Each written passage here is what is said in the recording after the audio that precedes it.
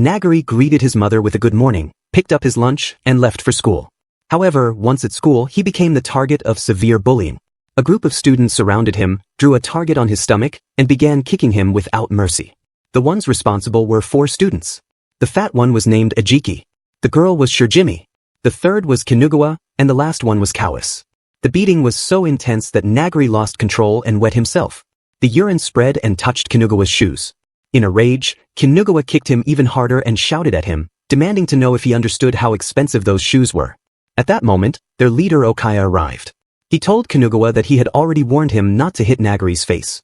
Kinugawa immediately backed off and apologized. But Okaya wasn't done. He crushed Nagari's lunchbox and filled it with cockroaches and other insects. When Nagari refused to eat it, Okaya forcefully shoved the lunch into his mouth.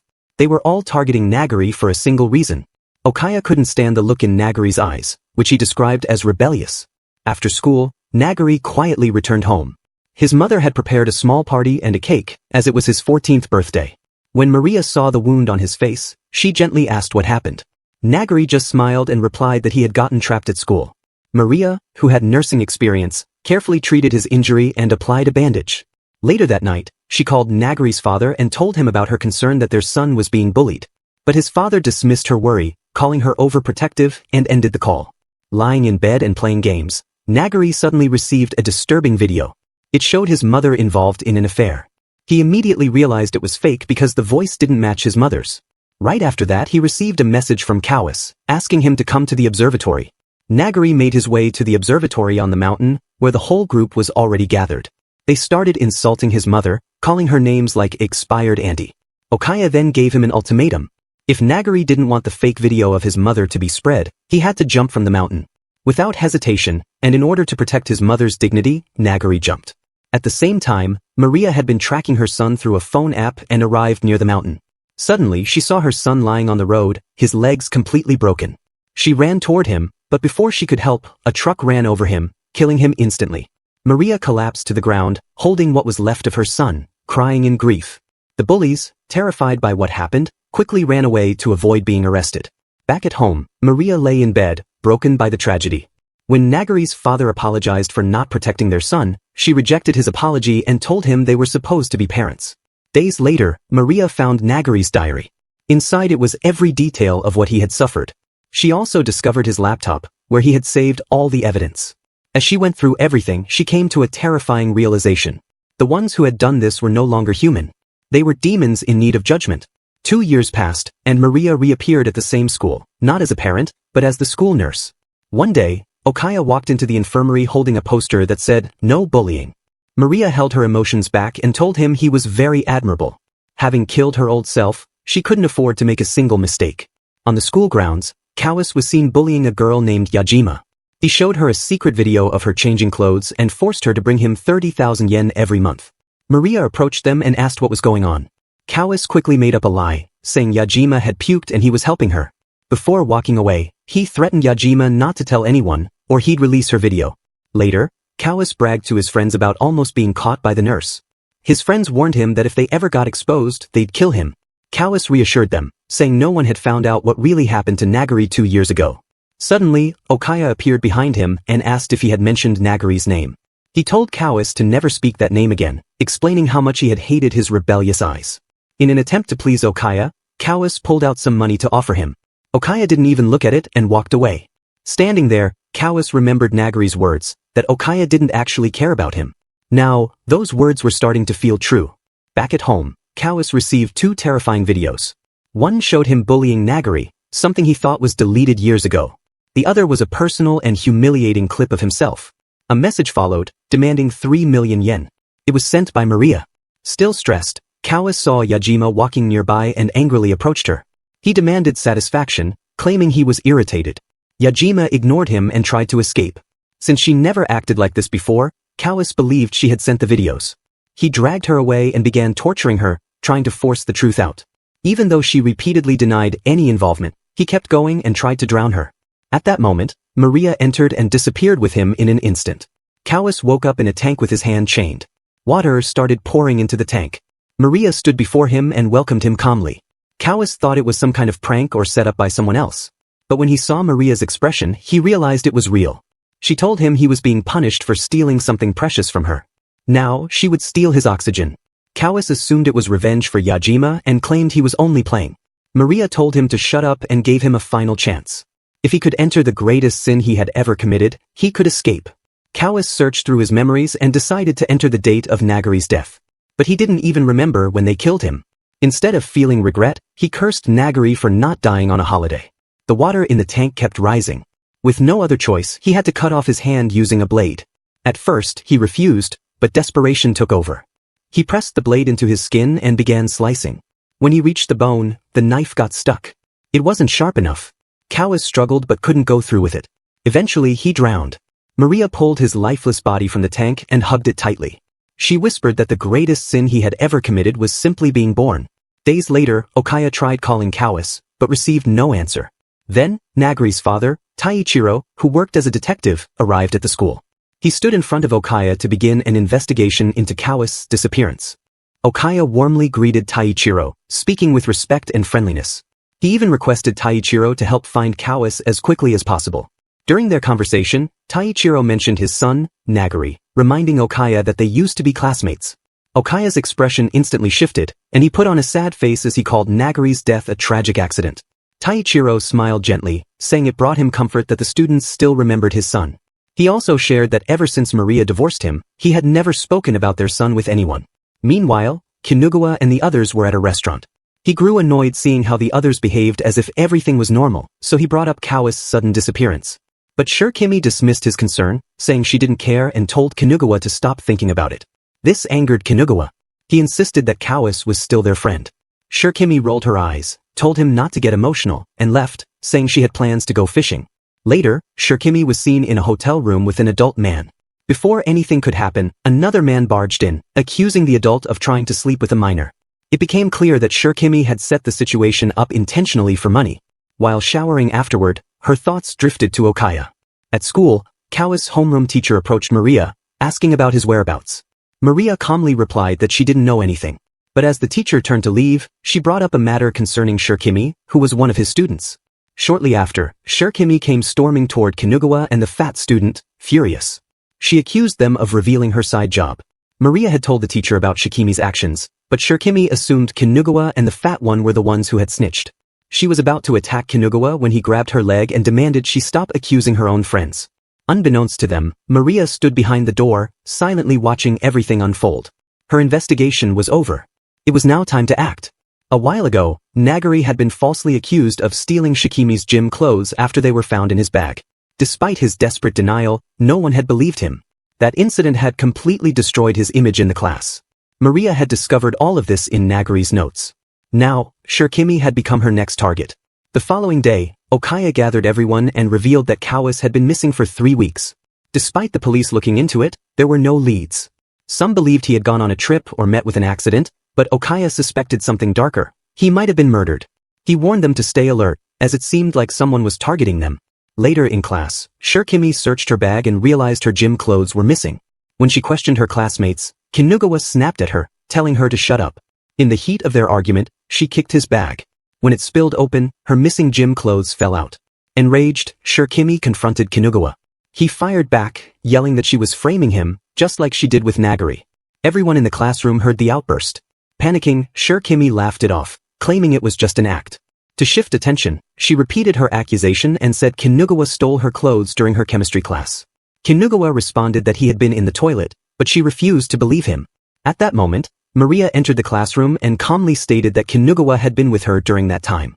She asked Shirokimi to explain herself. Kinugawa backed her up, saying Maria had called him in for a consultation before class. Shirokimi realized she was losing control of the situation.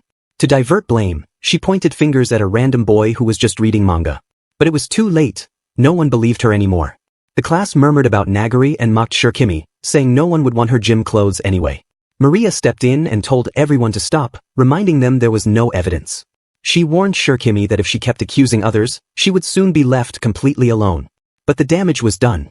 Everyone looked at her with cold eyes. Shirokimi shoved Maria aside and stormed out, insisting she wasn't a loner. Maria followed and caught up to her, softly saying, "You're such a pitiful child, aren't you?" That single sentence froze Shirokimi.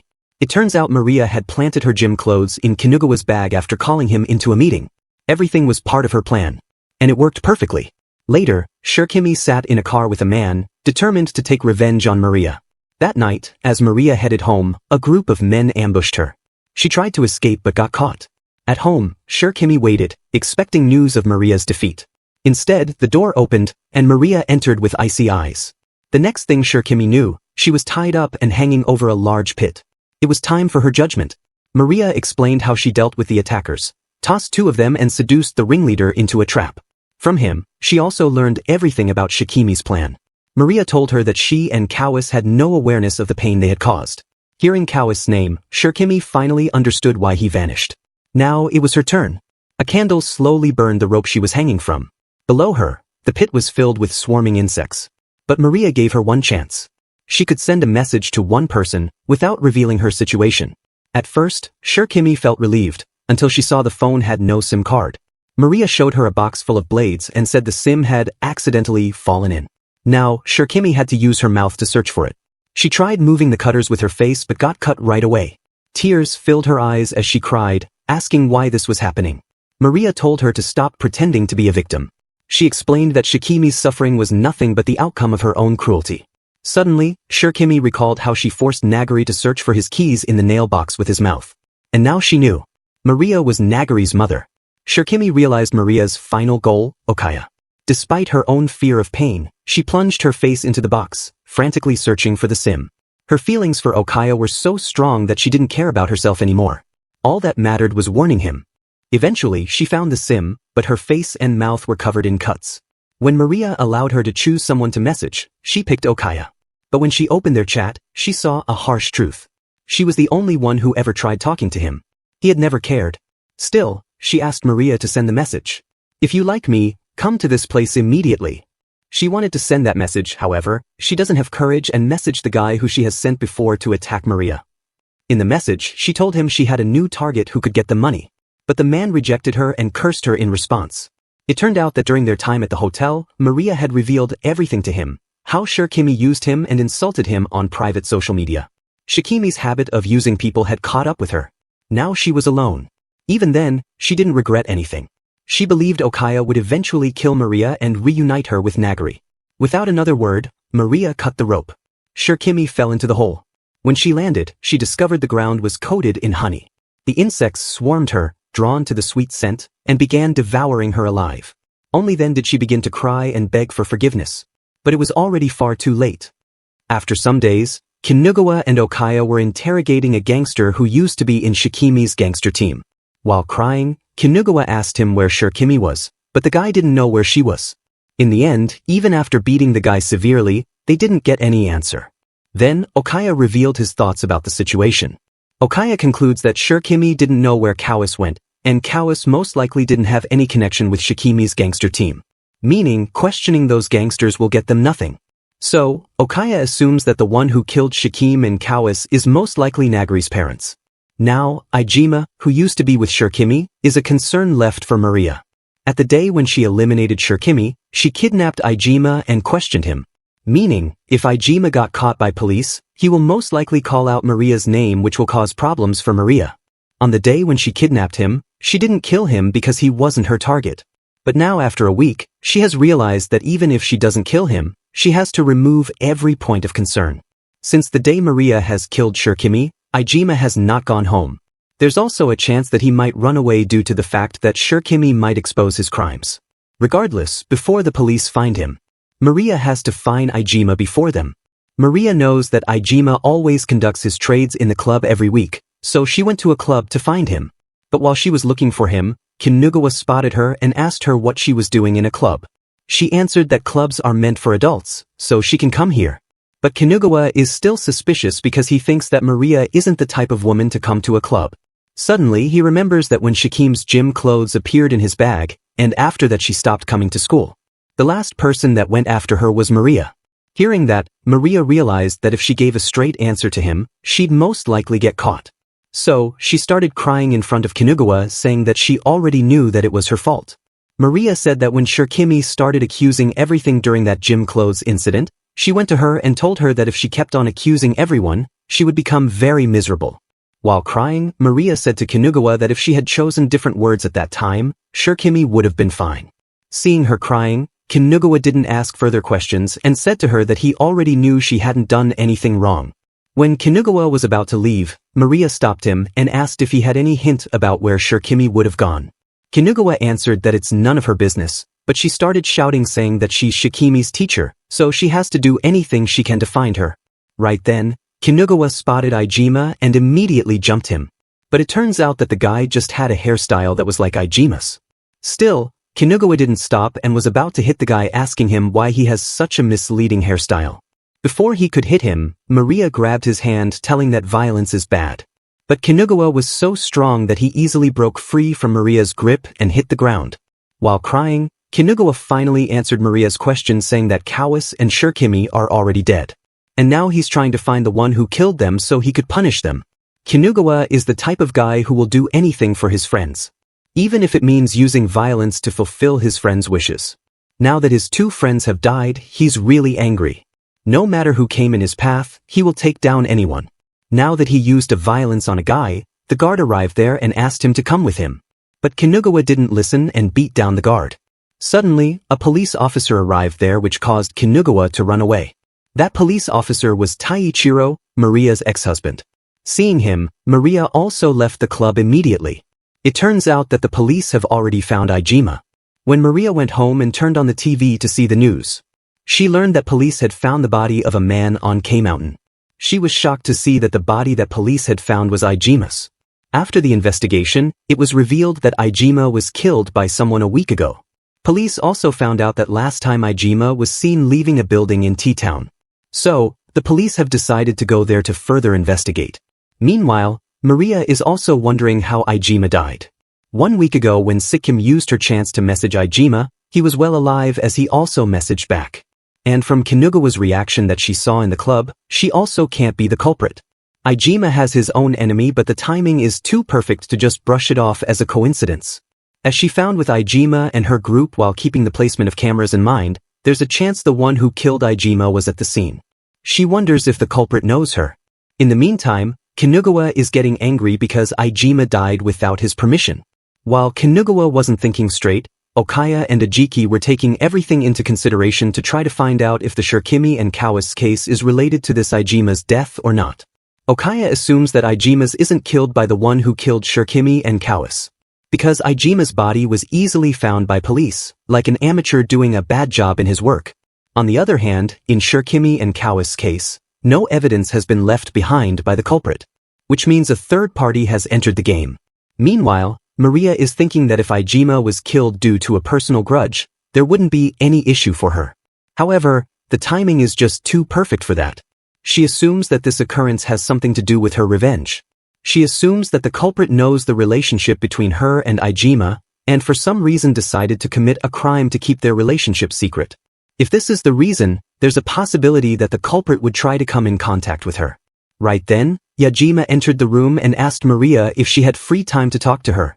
When Maria asked her to say what she wanted, she revealed that she was at the place when Kawase went missing. Hearing that, Maria wondered if she was seen by her. If Maria was seen by Yajima, there's a chance she also knows about all the things she's done until now. She said that she was getting tortured by Kawase at the moment he disappeared.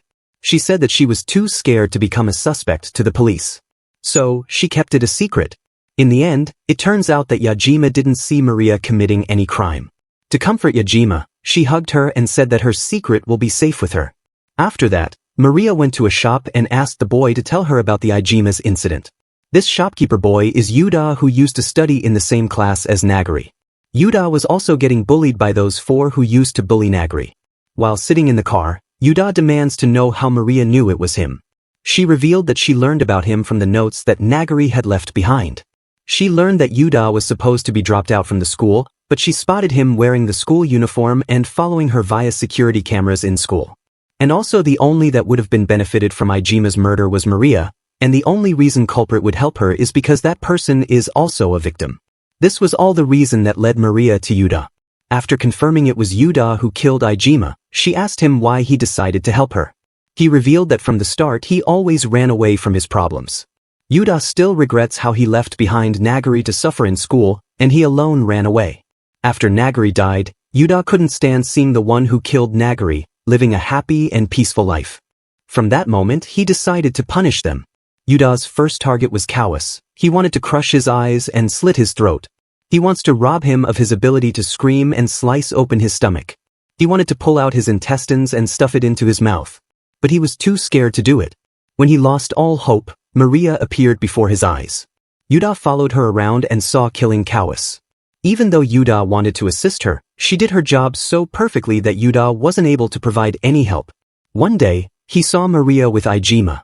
He knew that Ijima is linked to Shirkimi, and to destroy all evidence, Maria should kill her. But he couldn't believe that she let him live. So, he thought that he should kill him to help Maria.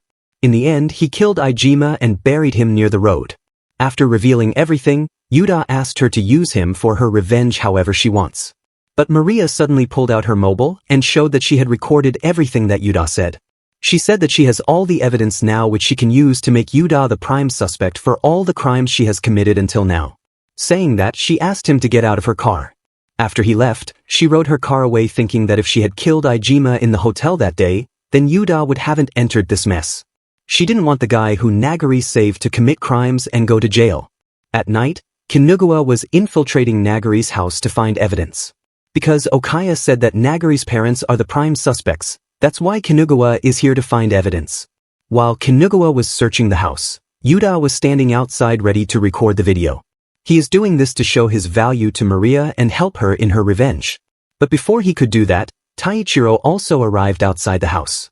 When Yuda saw Taichiro entering the house, he knew that if Kinugawa got caught here, the revenge plan would be all for nothing.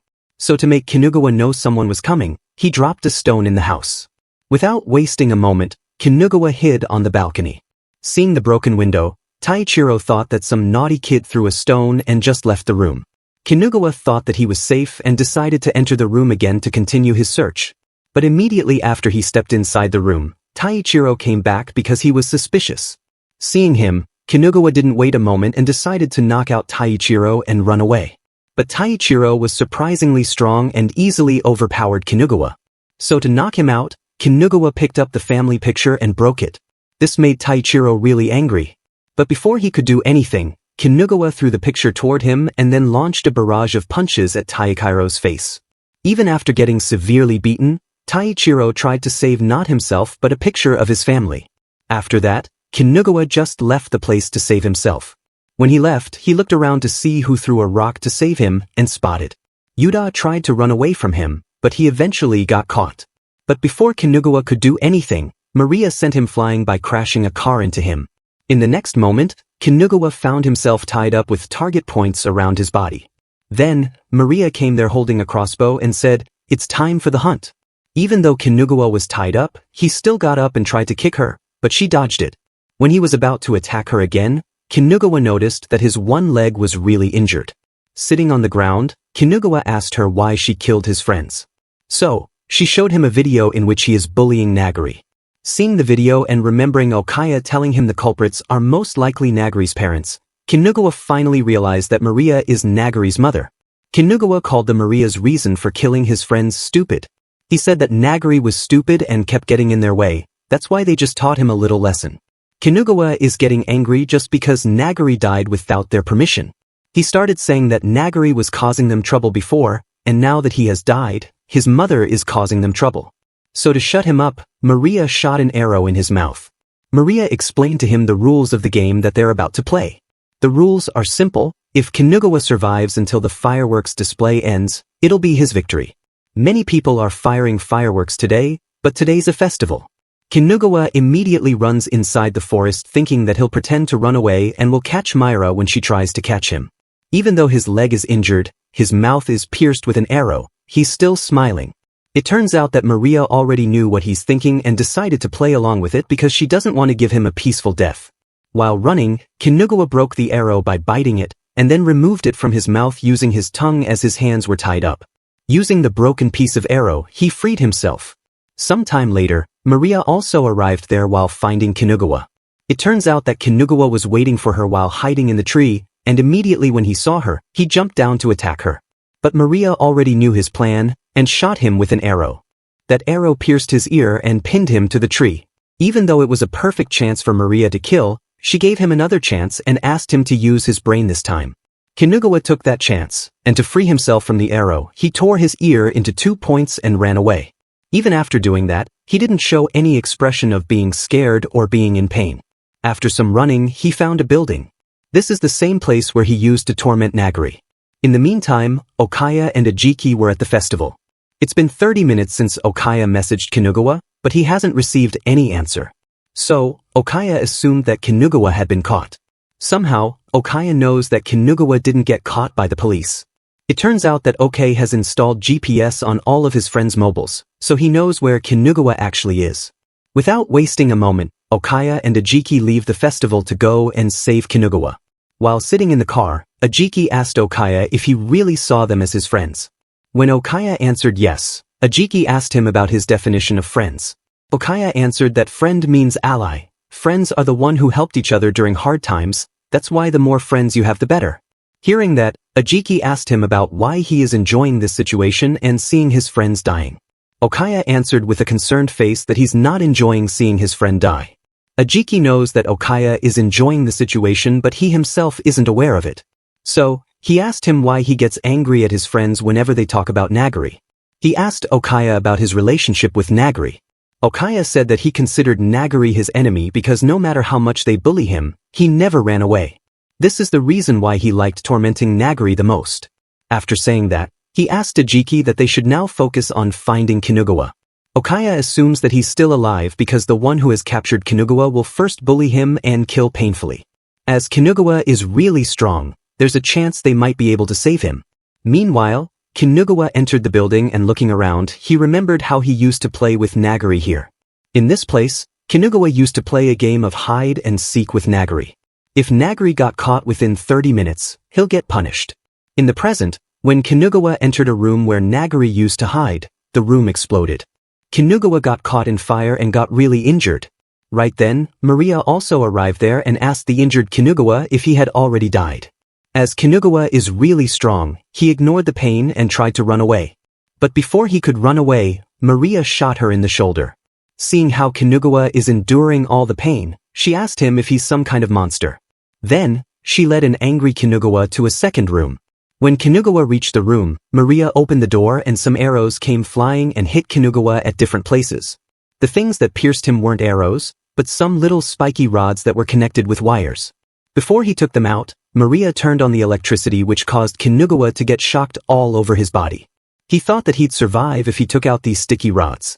He used full force to pull them out. In the process, he even had to pull out his own eye with his own hands. Now he is really injured and can't even move. He finally starts to get scared after he realizes that everything that is happening to him is the same that he did to Nagari.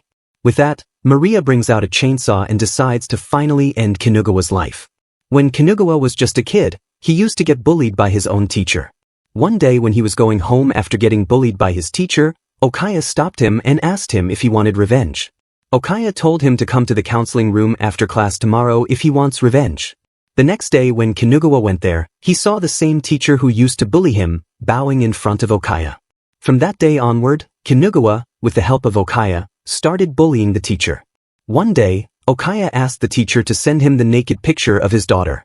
If he didn't send it, Okaya will report the teacher to authorities for bullying Kinugawa, which will also destroy his life. The teacher started crying, asking Okaya to not bring his daughter into this. The next day, Kinugawa was shocked to learn that the teacher has committed suicide. When he asked Okaya why he went this far, he answered that he did this just because he wanted to be friends with Kinugawa. Hearing that, Kinugawa forgot everything and decided to be friends with Okaya. In the present, while Maria is cutting his fingers and limbs slowly, he thought that Maria is similar to Okaya. One by one, and slowly, Maria chased behind Kinugawa and cut his fingers one by one. Slowly, she also cut down Kinugawa's piece of meat. Kinugawa started crying, saying that he surrendered. He asked Maria to stop and said that he'd do anything if she just let him live. Hearing his begging, Maria reminds him that Nagari also used to ask them to stop bullying in the same way, but they never stopped. At the end of some beautiful cutting session, Kinugawa is barely alive with cuts all over his body. Before killing him, Maria asked him how they could enjoy tormenting someone. She said that she tried to imitate them while killing them, but she never gets joy in killing or torturing someone. On the other hand, Ajiki and Okaya have finally arrived. But Maria had already finished her job, so she went to her car where Yuda was also sitting. When Yuda apologized for causing problems for her, she said that she was planning on killing Kinugawa after summer holidays, but because of Yuda, she had to make adjustments in her plan. As Maria has thrown Kinugawa's phone in the mud, she thought that Okaya is most likely soaking in the mud finding Kinugawa's phone. Right then, Yuda received a call from his mom. He picked it up, and his mom asked him to come back because Okaya is here. When Yuda heard that Okaya went to his house, he got scared and immediately muted the call. He wondered why Okaya went to his house. It turns out that when Okaya was going for Kinugawa following the GPS, he heard some people saying how Taichiro, a detective, got robbed today. When Okaya heard that, he asked Ajiki if they're going to Yuda's house. Ajiki asked him why he's not going after Kinugawa. Okaya said that there's something more important than that. He told Ajiki that since that father isn't in commission right now, there is a high chance that the kidnapper is the mother, but from the fact that the police have yet to find even a single hint that ties her to the crimes, if they were to blindly chase the GPS, they might just end up walking into Nagari's mother's trap. Hence, while the culprit is playing with her prey right now, Okaya thinks that it would be a good idea to check out the possibility of a collaborator. Hearing that, Ajiki asked him if the one who killed Ijima is the collaborator and also asked him if he has an idea who can be the collaborator. Okaya said that when Kawase and Shirokimi disappeared, the possibility of the culprit being someone related to Nagar skyrocketed. And if Okaya were to add a third person into this equation, the only suitable candidate that comes to his mind is Yuda. Even Okaya doubts that scaredy cat Yuda will be able to kill them, he still wants to check if he has even a minor involvement in any incidents that happened until now. They can go back to following Kinugawa if Yuda isn't involved in any crime. If Yuda is guilty, it will help them a lot in finding Nagari's missing mother. Meanwhile, Yuda still hasn't answered the phone and he's really worried for his mom. He asked Maria to help him, but she said that she's no god. However, the same goes for Okaya. In the end, Maria decided to teach him how to fight so he could protect his mother himself. Subscribe for the next part.